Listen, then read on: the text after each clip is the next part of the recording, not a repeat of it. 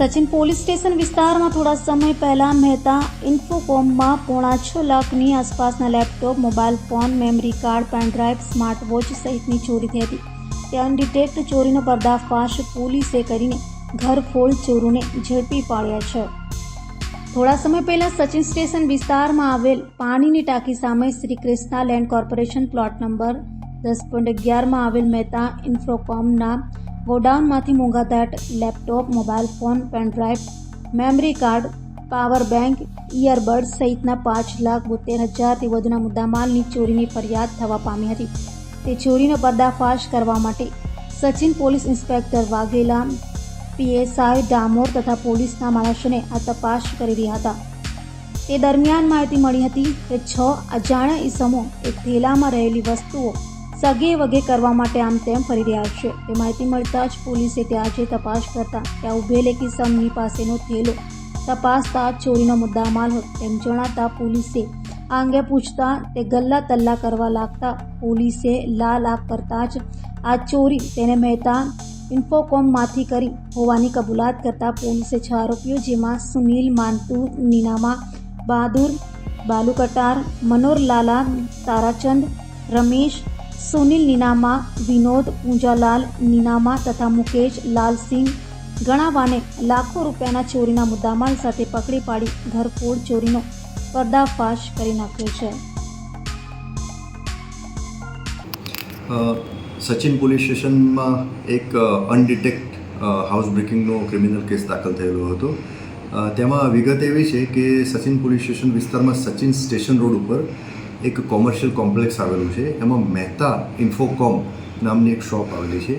એ શોપમાં કેટલાક આરોપીઓએ શટર ઊંચું કરી અને દુકાનમાં પ્રવેશ કરી અને ઘરફોડનો ગુનો કરેલો હતો.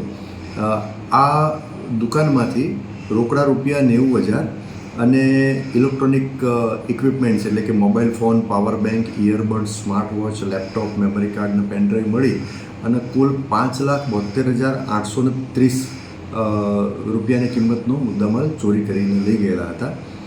ગુનો દાખલ થયો એ વખતે અનડિટેક હતો.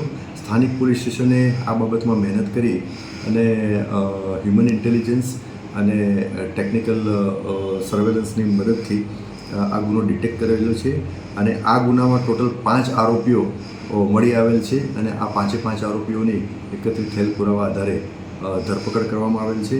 આ આરોપીના નામ જણાવું તો એક સુનિલ માનતુ નીનામા, બીજા બહાદુર ઉર્ફે બાલુ રાવજીભાઈ કટારા, ત્રીજા મનોહરલાલ ઉર્ફે મેન્દ્રુ તારાચંદ મૈડા, ચોથા રમેશ ઉર્ફે સુનિલ નરુ નીનામા, 5મા વિનોદ પૂંજાલાલ નીનામા અને 6ઠા મુકેશ લાલસિંહ ગણાવા.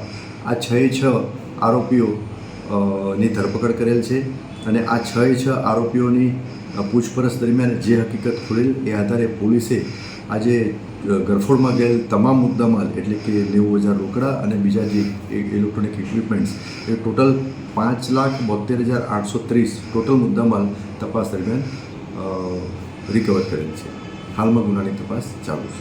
આ જે ગુનેગારો છે અગાઉ પણ સુરત પોલીસ સ્ટેશનનો ગુના નોંધ્યા છે. હાલમાં ગુનો ડિટેક્ટ થયેલો છે અને આ જે 6 આરોપીઓની એરેસ્ટ કરીને પ્રાથમિક પૂછપરછ ચાલુ છે. પ્રાથમિક પૂછપરછમાં બીજા કોઈ ગુના કરેલાની કબૂલાત કરતા નથી, પણ હજુ તપાસ પ્રાથમિક તબક્કે છે એટલે બની પણ શકે કે વધુ પૂછપરછમાં અને વધુ તપાસમાં બીજા કોઈ ગુના કરેલાની હકીકત ખુલી શકે. આરોપીઓ અહીંયા રહેતા હતા કે બહારથી આવ્યા છે? આરોપીઓ સુરતમાં રહેતા હતા. મૂળ એ રાજસ્થાન તરફના છે, પણ સુરતમાં રહેતા હતા અને છૂટક મજૂરીનું અને એનું કામ કરતા હતા.